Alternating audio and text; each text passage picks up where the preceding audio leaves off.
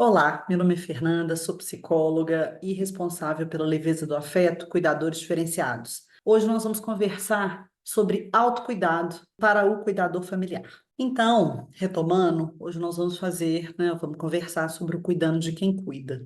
Afinal, você que cuida do seu familiar também merece os melhores cuidados. Quem somos, né? Eu sou psicóloga, proprietária e idealizadora da Leveza do Afeto. Meu trabalho com idosos deve-se principalmente à minha história de cuidado e afeto com a minha avó, Dona Maria José, essa senhora fofa da foto que é viva, né? Ela tem 94 anos hoje. A minha empresa está no mercado desde 2008, formando e empregando, em média, 50 cuidadores por mês. Nosso trabalho impacta diretamente a vida de cuidadores profissionais, cuidadores familiares e idosos que recebem os nossos cuidados. A gestão de cuidado entre familiares. Tornar-se um cuidador familiar, né, pode ser desconcertante. Uma doença, um acidente, e de repente os filhos se deparam com a necessidade de assumir a gestão da vida dos pais. E tem que se desdobrar para conciliar essa nova tarefa com a gestão da sua própria vida. Além de cuidar, de trabalhar, cuidar do seu filho, cuidar da sua casa, cuidar do seu marido, você ainda tem que agora cuidar dos seus pais. Esse assunto, né, sobre a gestão do cuidado, ele é muito delicado, ao mesmo tempo muito necessário. O excesso de responsabilidades é tão grande que não é raro que o cuidador familiar adoeça severamente ou venha a óbito antes mesmo que o seu familiar assistido. E nós estamos aqui para te ajudar. Enquanto profissionais da saúde, nós observamos que muito tem sido feito pelos idosos, mas que os cuidadores familiares ao seu redor acabam sendo esquecidos ou negligenciados. Nesse contexto, deixamos o convite para a seguinte reflexão: será que você precisa dar conta de tudo sozinho ou sozinha? Estamos aqui para encontrar saídas criativas para esses conflitos e para ajudar você a se organizar para aliviar a sobrecarga que a gente sabe que as tarefas do cuidado representam. Tornar-se um cuidador familiar promove mudanças intensas na vida das pessoas. É um antes e um depois, isso é fato. Mas a gente acredita, né, que essas mudanças podem vir acompanhadas de muito sofrimento ou de muitas alegrias. A gente acredita, né, a gente tem certeza que tudo isso depende de como essa tarefa é encarada, se ela traz um senso de propósito e realização ou se ela representa uma sobrecarga. Nesse contexto, deixar algumas perguntas. Qual é o maior desafio nessa jornada enquanto cuidador familiar? Como você tem administrado a sua sobrecarga mental e emocional?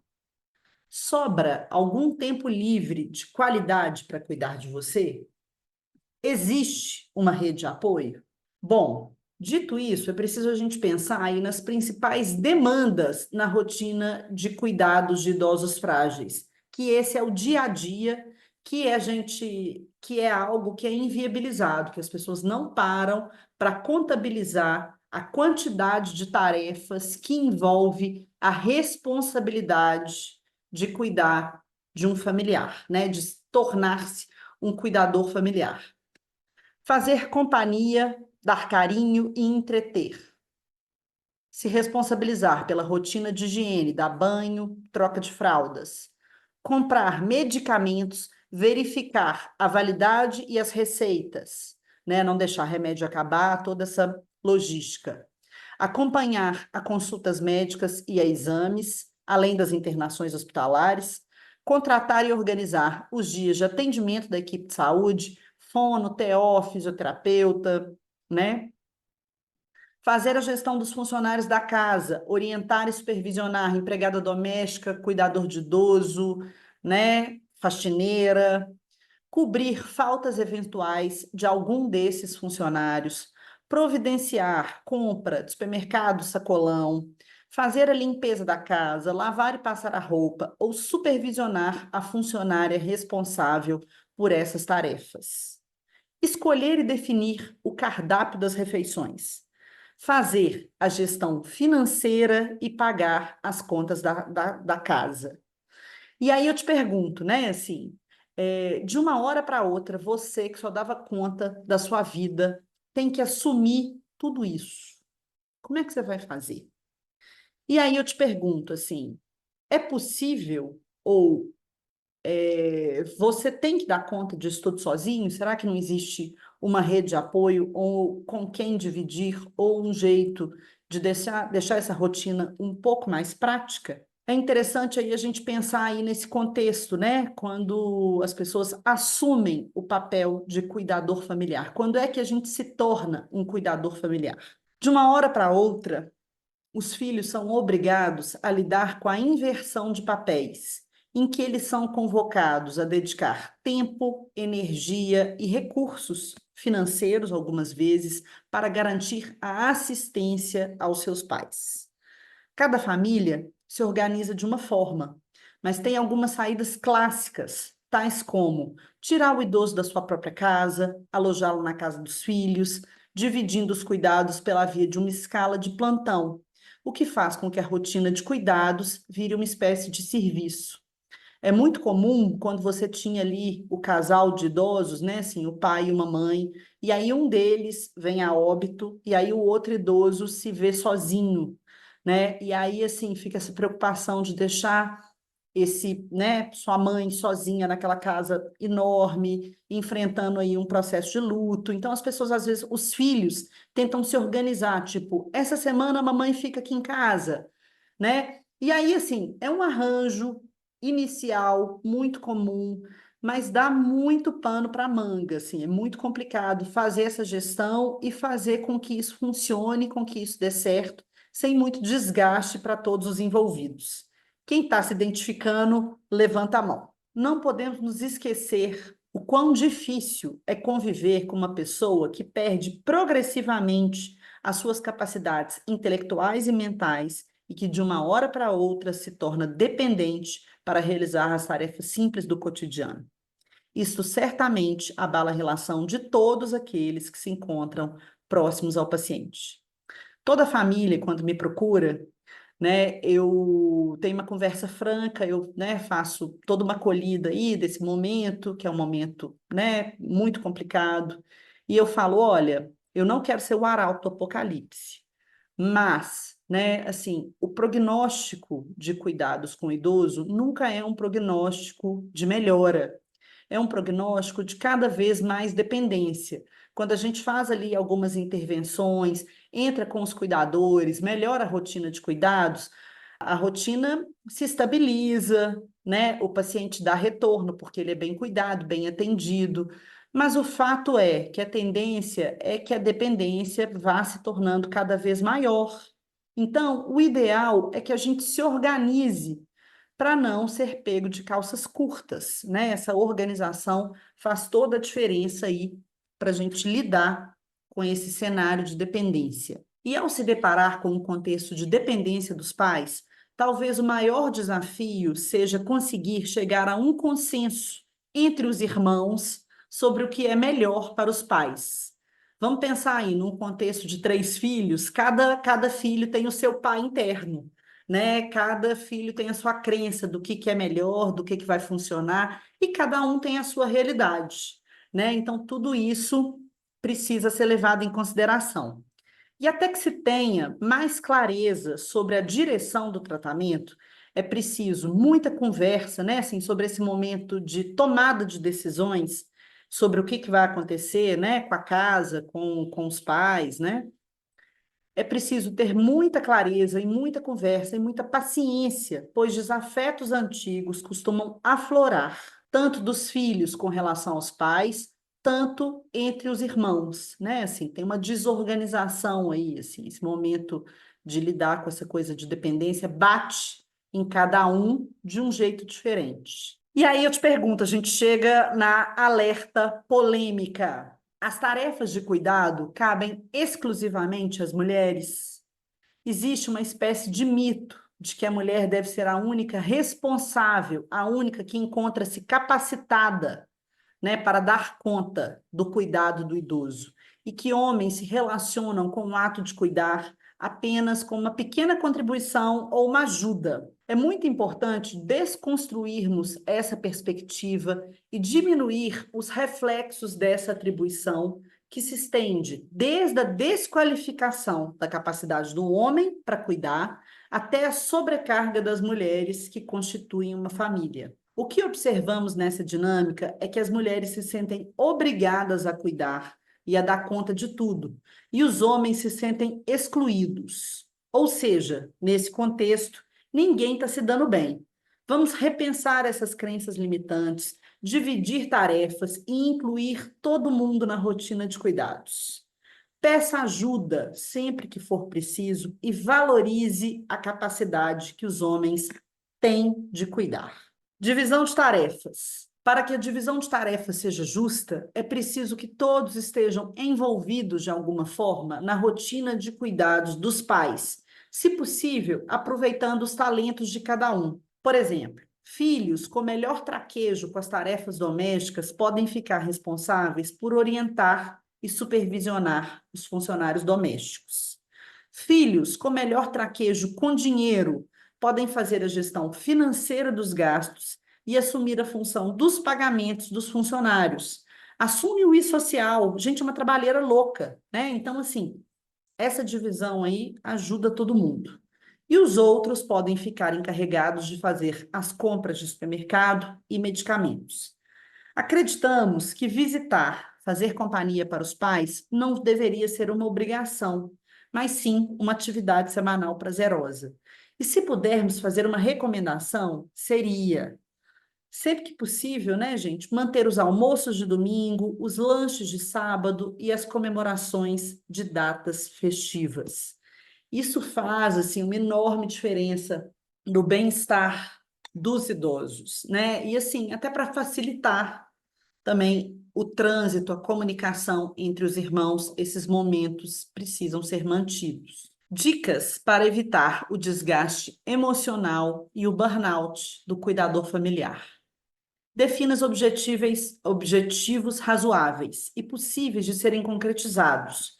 Né? Assim, não adianta você querer dar conta de tudo sozinha. Então, você tem que entender o tamanho da sua perna, o que que você dá conta de fazer, e tem que aprender a pedir ajuda e a aceitar ajuda. Conheça os seus limites para conseguir tomar decisões ajustadas e saber seus limites, assim, quando você precisa de uma pausa, quando você precisa descansar. E lembre-se que não tem como ser cuidador 7 dias por semana, nem 24 horas por dia. Pense nisso como um trabalho.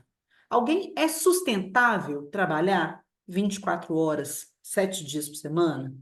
Obtenha conhecimentos acerca da condição de saúde da pessoa que cuida e a forma como encara a vida. Adeque aos cuidados à pessoa que está à sua frente. Quanto mais informações você tem, mais preparado para lidar com essa rotina de cuidado você estará. Aprenda a aceitar os seus sentimentos, pois é normal sentir culpa, raiva, irritabilidade. Cabe, né? Assim, você é humana, você está ali numa relação de cuidado ali muito puxada, então, né, você tem que entender que esses sentimentos fazem parte da rotina de cuidados. Desabafe e confie em alguém fora da sua esfera dos cuidados. Procure por rede de apoio, por grupos de conversa, por grupo de outros cuidadores familiares. Tem o grupo da Jude Hobby, que é referência em Belo Horizonte. Procure na internet, converse com outras pessoas, grupos do Facebook, encontros com amigas que estão passando pela mesma coisa. Compartilhe a sua experiência. Grupos de apoio, né, para conhecer outros cuidadores em situações semelhantes, assim, essa troca de experiência faz toda a diferença. A gente, quando a gente está vivendo, a gente tem a sensação de que está acontecendo só com a gente, e essa troca, né, dá um quentinho no coração.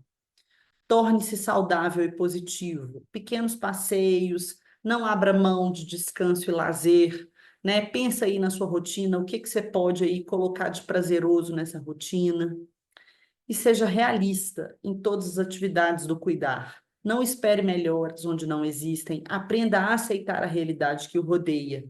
E lembre-se, né, que ser demasiado ambicioso pode ser doloroso. Isso aí cabe mais para o cuidador profissional. mas cabe também para o familiar. A importância do autocuidado. Só dá para cuidar dos outros depois de cuidar de você. Lembra do avião? Se coloque em primeiro lugar. Primeiro coloque a sua máscara, depois coloque a máscara em quem está ao seu lado. Não se trata de egoísmo, mas sim de saúde mental. Os cuidadores familiares precisam entender quais são os seus limites e precisam aprender a respeitá-los. Caso contrário, essa falta de limite se manifesta em adoecimento físico e psíquico e fadiga generalizada. Preste atenção ao seu corpo. Você tem adoecido com frequência? Tem tido problema de saúde recorrente? Precisamos refletir sobre a rotina de cuidados, pois obrigação é diferente de responsabilidade. Afinal, a responsabilidade pode ser dividida. Pense na sua rotina de cuidados como um trabalho, repetindo aí, né? Assim, nenhum trabalho é sustentável se for feito 7 dias por semana, 24 horas por dia. Gente, desculpa, mas o óbvio precisa ser dito, né? Não é sustentável essa rotina.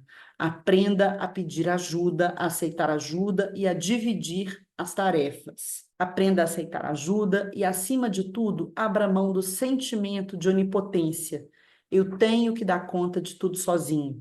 Ninguém vai conseguir cuidar tão bem quanto eu. Pode até ser que não consiga cuidar tão bem quanto você, mas vai cuidar do jeito que ele dá conta para você ter um respiro para voltar inteira. Apesar de não existirem regras, não tem receita de bolo, gente. Sinto muito, queria poder oferecer isso aqui, mas não tem. Mas tem algumas estratégias de enfrentamento que a gente sabe que ajuda. Concentre-se em promover experiências pessoais gratificantes com ou sem a ajuda do idoso. Busque por apoio social e ajuda prática no cotidiano, com o intuito de garantir intervalos regulares de descanso, tempo para atividades físicas e noites bem dormidas. Pare um minuto para escutar a palavra do autocuidado. Por favor, faça isso por você. Aliado a isso, é interessante pensar em questões de ordens práticas, tais como: avalie que tipo de suporte financeiro será necessário para obter assistência médica e de outros profissionais da saúde. Obtenha orientações sobre a doença para poder antecipar-se e tomar providências antes que a situação se cronifique. E lembre-se, o caminho do cuidado pode ser de pedras ou de flores. Quem decide qual caminho escolher é você. Aproveite o tempo com o seu familiar. Mesmo que você possa contar com cuidadores profissionais, humanizados e sensíveis às demandas do seu familiar idoso fragilizado, existem certas trocas que só acontecem entre familiares. Essas trocas enriquecem e aquecem a vida do seu familiar que necessita de cuidados, mas, acima de tudo, promovem novos significados para aquele familiar que se compromete com o cuidar de corpo e alma. Passar tempo de qualidade com seu familiar ajuda a curar feridas antigas, resgatar conexões e promover o amor incondicional, o mais puro que existe. E a sua saúde agradece. A grande maioria dos cuidadores familiares relata que sente muita culpa ao delegar a rotina de cuidados com os seus familiares aos cuidadores profissionais, todo dia, né? Assim, acho que o maior sentimento quando a gente vai conversar é isso, assim, é culpa. Ah, eu tenho culpa de delegar, era eu que tinha que dar conta de tudo, né? Assim, é meu pai, sou eu que tenho que cuidar. É importante que as famílias entendam que os cuidadores profissionais estão ali para assumir a rotina de cuidados, tais como banho, troca de fralda, alimentação, administração de medicação e certas atividades de estimulação. Para quem não tem treinamento, essas tarefas podem parecer extremamente áridas, cansativas ou até mesmo causadoras de constrangimento, né? Assim, a gente vira e mexe e vê filhos aí em uma saia justa, né, com a intimidade dos pais, assim, da troca do banho, da troca de fraldas. E a gente fala isso, fala, olha, abre espaço para o cuidador que está capacitado, né, que está bem treinado, que tem uma técnica de transferência, fazer isso para que sobre espaço para que você possa desfrutar da companhia, bater um papo, conversar, né, ter troca mesmo. Com a ajuda externa, sobra mais tempo e energia para o cuidador familiar se dedicar a uma convivência feliz e tranquila com o idoso, garantindo assim um dia a dia mais leve e perfumado por conversas e acompanhados por café e bolo, minha comida preferida. A leveza do afeto auxilia as famílias a organizarem a contratação de cuidadores, mas acima de tudo, a gente abre um espaço de acolhimento e partilha. E é nesse momento que os familiares podem relatar quais são os seus maiores medos e angústias a serem ouvidos, compreendidos e assistidos. Passamos aqui hoje dividindo um pouco, né, assim, sobre aí o autocuidado, porque a gente acha que é um tema aí muito importante que pode ajudar muito de vocês. Para tudo isso, nós estamos aqui. Encontre-nos nas redes sociais, estamos à disposição para conversar, para trocar experiências, tá bom? Obrigada, até mais.